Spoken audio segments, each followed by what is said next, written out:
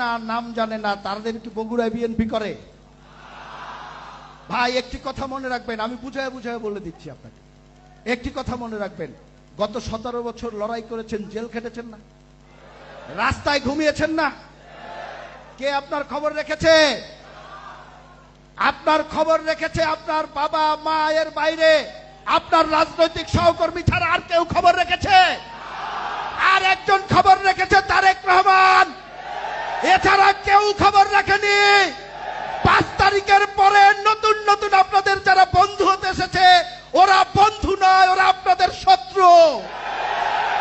আপনি যখন জেলে ছিলেন নিজের বিবেককে প্রশ্ন করে দেখবেন।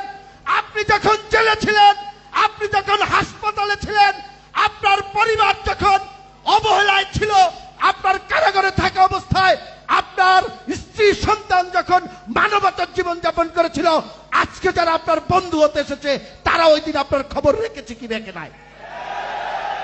ওদেরকে যদি আশ্রয় দেন, ওদেরকে যদি আপনি সাথে নিয়ে ঘোরেন, ওরা আপনাকে ডুবিয়ে দিবে, ধ্বংস করে দিবে।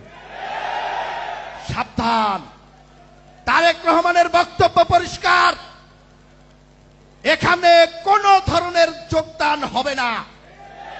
ভাই 17 বছর যখন লড়াই করতে পেরেছেন, এত ত্যাগ স্বীকার করে রাস্তায় দাঁড়িয়ে বুকে হাত দিয়ে লড়াই করতে পেরেছেন, পুলিশের চোখে আওয়ামী লীগের চোখে চোখ রেখে লড়াই করতে পেরেছেন, এখন নতুন করে বিএনপিতে নতুন কর্মীর কোনো প্রয়োজন নাই, এরাই যথেষ্ট। কর্মী তৈরি হবে, কর্মী তৈরি হবে। এই যে উপরে বসে আছে আমার প্রাণের সংগঠন, আমি এক সময় ছাত্রদল করতাম, যারা আমরা বসে আছি সবাই ছাত্রদল করতাম।